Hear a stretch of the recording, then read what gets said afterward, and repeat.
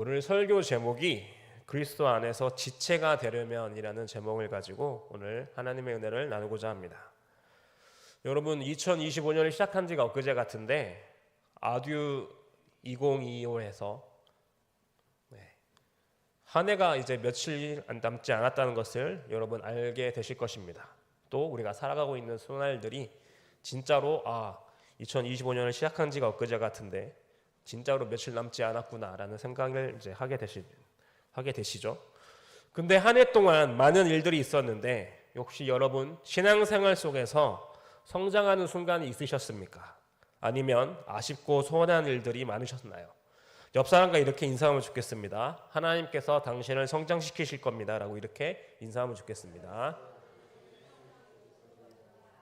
네, 하나님께서 우리가 매년마다 2025년이 됐든 2026년이 됐든 2027년이 됐든 한 해 한 해 우리가 하나님 안에서 신앙생활을 하면서 결국엔 우리는 신앙이 성장해야 되고, 그리고 하나님께서 우리를 더 하나님의 품 안에 품게 하시는 그런 하나님의 역사들을 경험하시는 여러분 되시길 간절히 소망합니다. 성경은 왜 그리스도 안에서 지체가 되는 것을 강조하실까요? 첫 번째 같이 따라보도록 하겠습니다. 그리스도 안에서 인간관계와 마귀로부터 승리해야 하기 때문입니다. 아멘. 여러분, 갑자기 왜 인간관계가 나올까요?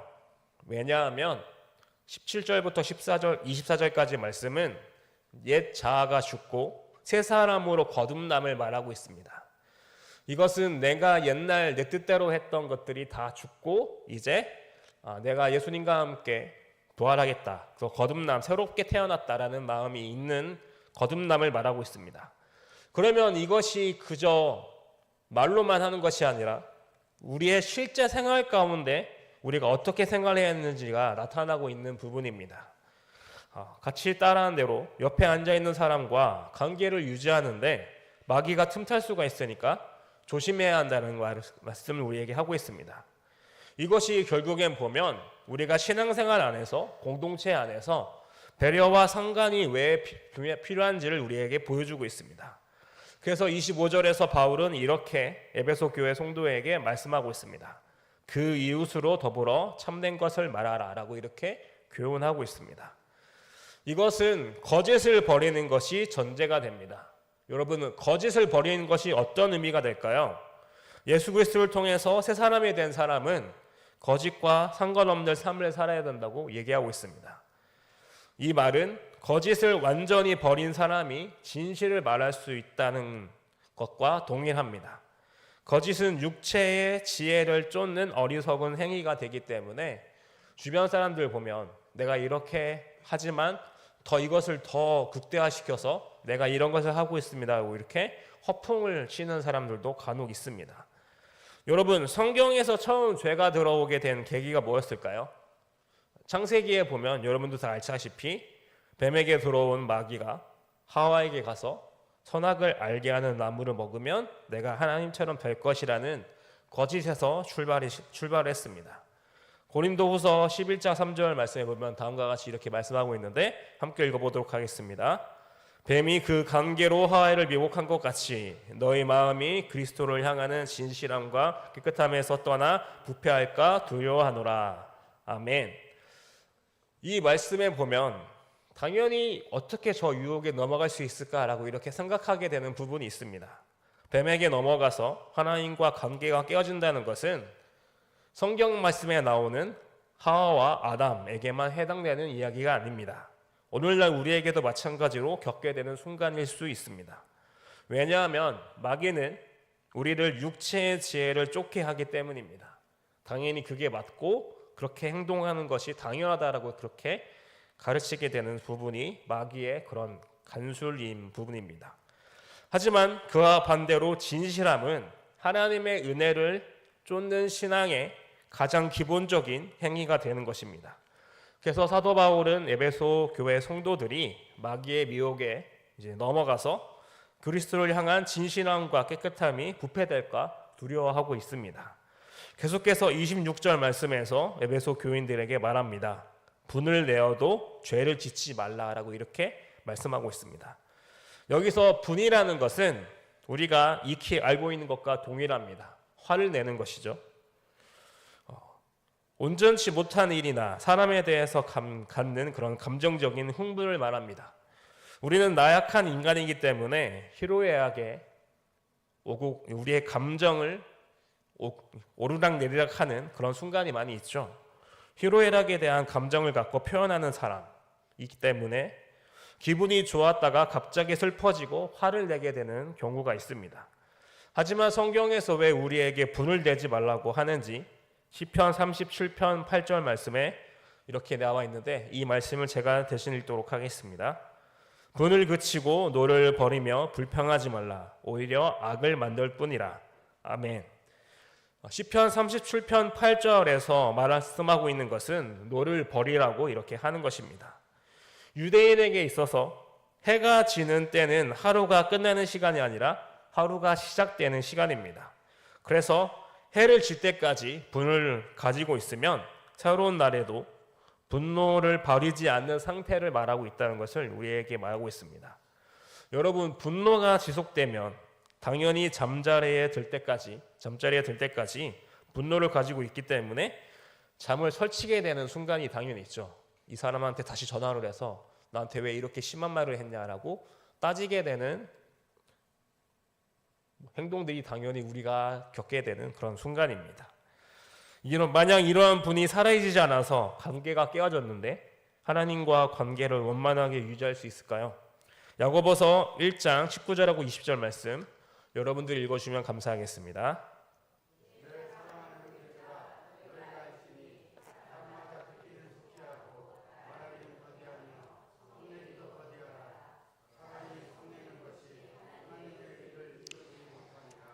아멘.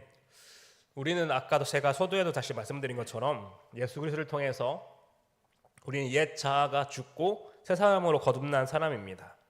우리가 아까 방금 읽은 말씀처럼 하나님의 의를 이루지 못하는 것은 결국엔 분노에 연관된 것입니다. 개인적이고 감정적인 분노를 통해서 하나님과 관계가 깨어지지 않기를 여러분의 삶 가운데 그것을 조심하며 나아가는 여러분 되시길 간절히 소망합니다. 27절 말씀 다시 한번 더 읽어보겠습니다. 짧은데요, 함께 읽어보도록 하겠습니다. 마귀에게 틈을 주지 말라. 여러분, 마귀라는 우리가 사탄이라고 하는 그 마귀가 원어로 이렇게 말합니다. 한번 사진을 보여주세요. 원래 마귀라는 뜻은 이제 비방하다, 또 거짓말쟁이라는 거 있는데 원어로 보면 디아볼로스라고 합니다. 뜻이 여기 나와 있는 대로 비방하다, 고발하다 라는 의미를 가지고 있습니다. 마귀로 틈을 타게 한다는 말은 해가 지도록 분을 품는 행위와 연결이 되고 있습니다. 중상장애인 이 마귀가 하나님의 사람들을 참소하는 역할을 하기 때문입니다. 여기서 참소가 무슨 뜻이냐면, 한번 다음에 보여주세요. 참소. 참소가 무슨 뜻이냐면 악한 말로 남을 헛듣고 고소한다라는 그런 의미가 있습니다. 그래서 마귀가 참소하지 못하도록 우리를 경계하고 있는 하나님의 그런 모습을 우리가 볼 수가 있습니다. 그렇기 때문에 베드로전서 5장 8절에서는 우리에게 이렇게 말씀하고 있습니다. 같이 한번 읽어볼까요? 근신하라 깨어라 너희 대적 마귀가 오는 사자같이 두루다니며 삼킬 자를 찾나니. 아멘. 베드로가 신앙생활했던 상황 가운데서도 마지막 때였기 때문에 마지막 때에 끝까지 고난을 이겨내기를 원했습니다. 그래서 영적으로 깨어 넘어지지 않기를 바랬는데, 이것은 그 당시 신앙생활을 했던 사람들에게만 동일하게 역사되는 것이 아니라 우리에게도 똑같이 그 말씀이 적용되는 부분입니다. 성도의 분노를 통해 마귀가 우리를 넘어뜨리지 하게 하는 매개체가 된다면 안 된다는 것을 우리에게 보여주고 있습니다. 그래서 기회도 주지 않는 것이 승리의 비결이자 그것이 결국엔 하나님께서 원하시는 방법이라는 것을 우리에게 설명하고 있습니다. 이 시간 옆 사람과 이렇게 인사하면 좋겠습니다. 마귀의 참소로부터 승리하시길 바랍니다 라고 이렇게 옆 사람과 인사하면 좋겠습니다. 마귀의 참소로부터 승리하시길 바랍니다. 여러분, 28절에서는 도덕질과 반대되는 개념인 구제해야 하는 필요성에 대해서 말씀하고 있습니다. 여러분, 구제가 왜 필요할까요? 이제 여러분도 아시다시피 저번 주부터 사랑의 은행이 시작이 됐는데요. 우리는 당연히 이 사람들에게 도움이 필요하다는 것을 알고 있습니다. 하지만 세상 사람들의 입장에서 보면 게을러서 일하지 않는 사람, 가난한 사람은 다른 사람들을 당연히 도와줄 수 없다라는 것을 이제 다 알고 있습니다. 그리고 요즘에는 어떻게 되는지 모르겠지만 서울역이나 어디 가면 아직까지도 어떤 얘기를 하시는지 아시죠? 그 사람들 보면 참 안타까운데 그들은 그냥 그 삶이 편하기 때문에 그렇게 살아가게 되는 순간도 있을 겁니다. 이런 사람들은 남을 도울 수가 없고 자기 한 사람도 연명하기 힘든 그런 삶을 살아가게 됩니다. 그런데 성경은 우리에게 이렇게 말씀하고 있습니다. 성령으로 새롭게 된 사람들은 힘써 일하여 자신의 생계를 꾸려나가고 궁핍한 사람, 어려움에 처한 지체를 도와줄 수 있어야 한다라는 것을 우리에게 보여주고 있습니다. 결국엔 이것이 우리가 하나님 안에서 구제해야 되고 그리고 우리가 그리스도 안에서 지체로서 살아가야 되는 하나님의 공동체로서 살아가는 그런 삶들인 것을 우리에게 보여주고 있습니다. 그리고 29절에서는 28절과 연결되게 더러운 말을 하지 말고 덕을 세우라고 이렇게 이해하고 있습니다. 더러운 말은 사람들로 하여금 쓸데없는 생각을 하도록 하기 때문에 그래서 우리가 옛자를 버리고 새 사람이 된 사람들은 덕을 세우는데 필요한 말을 해야 된다고 우리에게 얘기하고 있습니다. 여기서 덕을 세운다는 것은 그리스도의 몸을 세운다는 의미와 동일한 것입니다. 그래서 에베소서 4장 12절 말씀에서 이렇게 말씀하고 있습니다. 이 말씀은 제가 읽도록 하겠습니다. 이는 성도를 온전하게 하여 봉사의 일을 하게 하며 그리스도의 몸을 세우려 하심이라. 아멘. 우리가 이렇게 그리스도 예수 안에서 이러한 삶들이 계속 넘쳐나게 되면 당연히 교회 공동체가 잘 세워지게 된다는 것을 우리에게 보여주고 있습니다. 합당하고 꼭 필요한 말을 함으로 인해서 공동체 전체를 살리고 세우는 말을 하는 것임을 그것이 예수님께서 원하시는 통치가 가득 넘치는 지름길이라는 것을 우리에게 보여주고 있습니다. 오늘 금요교대 참석하신 여러분, 그동안 신앙생활을 하며 공동체에서 여러분은 어떤 말을 해오셨습니까? 상대방에게 힘이 되고 공동체에서 덕이 되는 말을 하셨나요? 아니면 상대방을 깎아내려서 상처 주거나 공동체에서 적응하지 못하도록 하셨나요? 저도 이번 설교를 준비하면서 제 자신을 돌아보게 되었습니다. 당연히 저도 목회자이기 때문에 혹시 이런 생각을 바로 이제 생각이 드는 게 어떤 것이냐면 제가 한 말을 통해 상처받은 사람들이 있으시다면 이 시간 설교를 통해서 진심으로 잘못을 구하는 그런 시간이 되면 좋겠다는 마음에서 저도 이 설교 이 강단에서 이런 말을 하기 쉽지 않은데 제 자신을 통해서 상처받은 사람이 있다면 이 시간 진심으로 잘못을 구합니다. 저도 부족한 인간이기 때문에 실수를 하고 하나님 앞에 매달리는 사람 중에 한 사람입니다. 근데 이 시간 저만 그런 것이 아니라 저만 이렇게 말씀을 드리는 것이 아니라 연말에 또 한 해를 마무리하면서 우리가 이러한 모습이 우리에게 있기를 간절히 소망합니다. 사역자들이 아무래도 사람들과 많이 마주치기 때문에 그만큼 말실수를 많이 하게 되거든요. 그런데 사역자만 말실수를 하는 게 아니라 당연히 리더자 그리고 지도자에 있는 사람들은 똑같이 동일하게 남에게 실수를 한 번씩 하게 되는 순간이 있습니다. 그런데 그냥 넘어가면 아까도 제가 설교 말씀 통해서 말씀드린 것처럼 이게 그 말을 들은 사람은 계속해서 이 분노를 갖고 있다가 결국엔 잠을 설치게 되는 순간이 있습니다. 그렇기 때문에 이러한 모습이 우리에게 남에게 상처 주고 그것을 끝내는 것이 아니라 우리가 진심으로 그 사람에게 용서를 구하고 다시는 그렇게 하지 않도록 하는 그런 모습들이 우리에게 있기를 간절히 소망합니다. 그래서 옆 사람과 이렇게 인사하면 좋겠습니다. 우리 함께 교회로 성장합시다. 이렇게 인사하면 좋겠습니다. 우리 함께 교회로 성장합시다. 네, 아멘. 계속해서 성경은 왜 우리에게 교회 공동체에서 관계의 중요성을 강조하고 있을까요? 두 번째입니다. 네, 두 번째 한번 보여주세요. 제가 계속 첫 번째나 두 번째 그리스도 안에서라는 의미를 넣는 이유가 있습니다. 왜냐하면 에베소서의 가장 큰 핵심이 그리스도 안에서 내가 어떤 생활을 할 거냐는 그게 핵심이거든요. 그래서 그리스도 안에서라는 의미가 빠지면 그냥 세상 사람들이 말하는 것과 동일하기 때문에 그래서 제가 그리스도 안에서 다시 한번 따라 볼게요.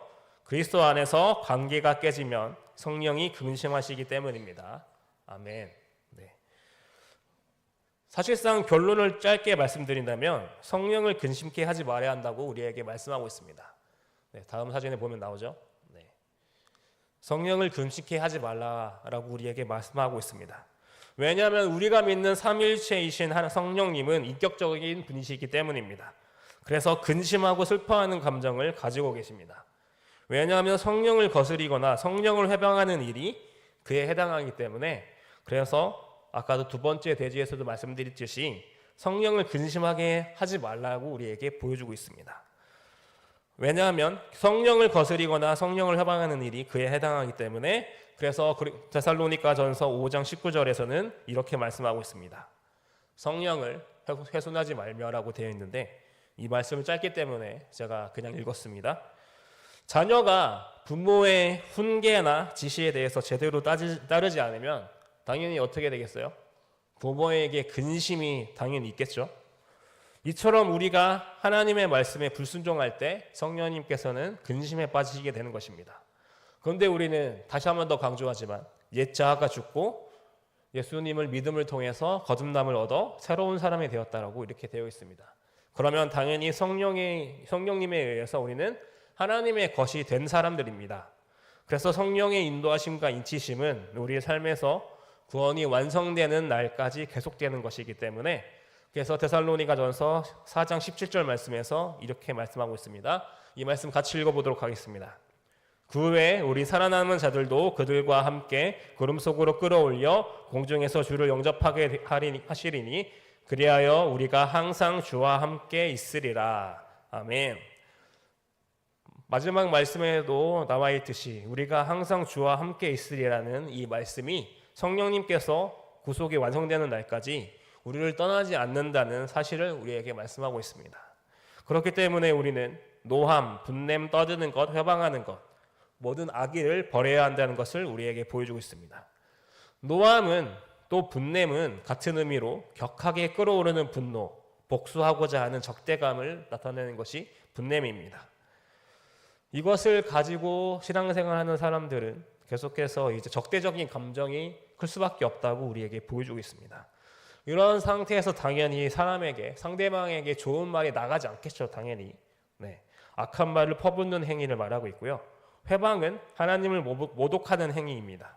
그렇기 때문에 그리스도의 복음을 회방하고 이웃에 대한 사랑을 해치는 지극히 사악한 행위라는 것을 우리에게 보여주고 있습니다.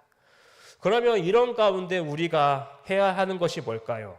모든 문제를 해결해 주시는 분이 하나님이신 것을 믿는 삶입니다.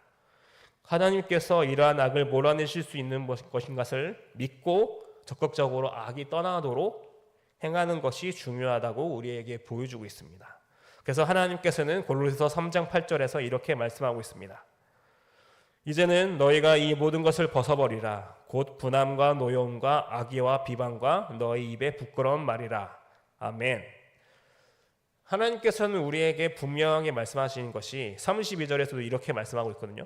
서로 친절하게 하며 불쌍히 여기며 서로 용서하기를 하나님이 그리스도 안에서 너희를 용서하신과 같이 하라. 아멘. 아까 제가 읽었던 32절을 말씀에서 하나님을 닮아가는 사람들에게, 하나님을 닮고자 하는 사람에게 하나님의 자비하심이 있다고 우리에게 분명히 말씀하고 있습니다. 그 시작은 상대방에 대한 배려와 동정심을 갖는 것입니다. 여기서 은혜를 베푼다는 것은 용서한다는 의미입니다.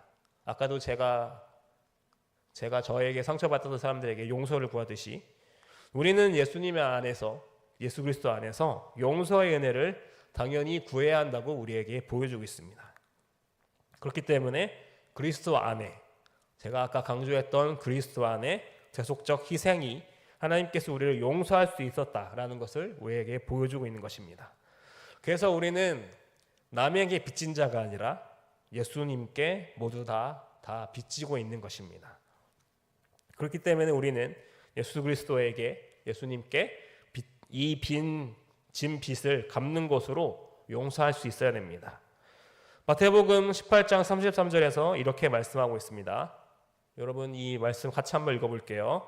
내가 너를 불쌍히 여긴과 같이 너도 내 복료를 불쌍히 여김이 마땅하지 아니하냐 하고. 아멘. 하나님께서는 분명히 우리를 성령님께서 함께 하신 새 삶이라고 인정하셨습니다. 하지만 아직 우리에게 거짓과 도덕질을 통해서 공동체 안에서 가족 관계가 깨어지도록 이제 하게 되는 순간이 있습니다. 이 관계가 깨어짐을 여러분 경계하시길 간절히 소망합니다. 의와 진리의 거룩함으로 지음받은 사람이 바로 하나님의 자녀이기 때문에 우리는 당연히 그래서 성령님의 인도하심을 받는 자녀이기 때문에 성령의 주도의 삶을 살아가는 여러분 되시길 간절히 소망합니다. 왜냐하면 우리의 주인 되시고 우리의 모든 것 되시는 예수님께서도 당연히 십자가상에서 비난과 조롱을 받으셨을 때 저들의 죄를 사하여 달라고 그렇게 기도하셨습니다. 그런데 이것이 쉽지 않죠. 저도 아직까지도 제 자아가 아직도 넘쳐나기 때문에 사람들이 저를 비방하면 갑자기 막 끓어오르는 분노가 막 솟아오르게 되는 순간이 있습니다. 그렇게 되면 당연히 우리의 본성으로는 도저히 할 수 없다는 것을 다 깨닫게 되실 것입니다. 하지만 하나님께서 다시는 독생자 예수 그리스도를 통해서 십자가에서 용서하신 사랑이 있기 때문에 우리가 좀 더 그 사랑을 가지고 살아가게 된다면 그게 다 가능한 줄로 믿습니다. 왜냐하면 로마서 5장 8절 말씀을 통해서 이렇게 말씀하고 있기 때문입니다. 우리가 아직 죄인 되었을 때 그리스도께서 우리를 위하여 죽으심으로 하나님께서 자기에 대한 사랑을 확정하셨느니라. 아멘. 하나님께서 자신의 사랑을 확정하시기까지 우리의 죄를 아시는 예수님께서 우리를 품어주시는데 당연히 우리에게 용서와 배려, 우리 공동체 안에서 서로 지체가 되기 위해서 하는 행동이 당연히 있어야 되지 않겠습니까? 다음 사진에 보면 우리가 잘 알고 있는 사진이 나옵니다. 여러분 저 사건이 어떤 사건인지 아시죠? 떡딱 어떻게 정의할 수 있죠? 가늠한 여인을 용서해 주시는 그 예수님이라 할 수 있죠. 네. 근데 저 사건이 있기까지 사람들이 어떻게 행동했습니까? 다 돌을 들어서 던져서 저 사람을 죽이려고 하고 있었을 때 유일하게 한 분이 저 여인을 품어줬습니다. 그 사람이 누구였죠? 바로 예수님이셨습니다. 예수님께서 저 가늠한 여인에게 하는 말, 나도 너를 정죄하지 않으니 가서 다시 이 행동을 하지 말라라고 얘기하시는 예수님의 모습을 볼 수가 있습니다. 예수님께서 이렇듯 우리를 품어주시는데 과연 우리에게 배려와 용서가 없으면 그러면은 우리가 과연 예수님께서 우리를 새 사람으로 만드신 것이 맞는가라는 의문이 당연히 들 것입니다. 그렇기 때문에 우리는 거짓에서 참으로, 도적질에서 구제로, 더러운 말에서 선한 말로, 또 악독과 악의에서 인자와 용서, 긍휼로 변화해야 되는 필요성이 있는 것입니다. 근데 이것은 하나님 앞에서 우리가 얼마나 신앙생활을 오래 했는지 중요하지 않다는 것을 보여주고 있습니다. 오히려 내가 지금도 나를 따를 거냐라는 그런 하나님의 질문에 네 하나님, 제가 하나님과 동일하게 그렇게 살아가기 원합니다라는 결단과 다짐이 중요합니다. 오늘 금요교대에 참석하신 형제 자매님들 모두가 그런 성령의 주도를 따라서 새 사람이 되시길 간절히 소망하고 그리스도 예수 안에서 지체가 되기 위해 서로 배려와 용서를 해주기 위해서 최선을 다하면서 살아가는 여러분 되시길 간절히 소망합니다. 이 시간 일단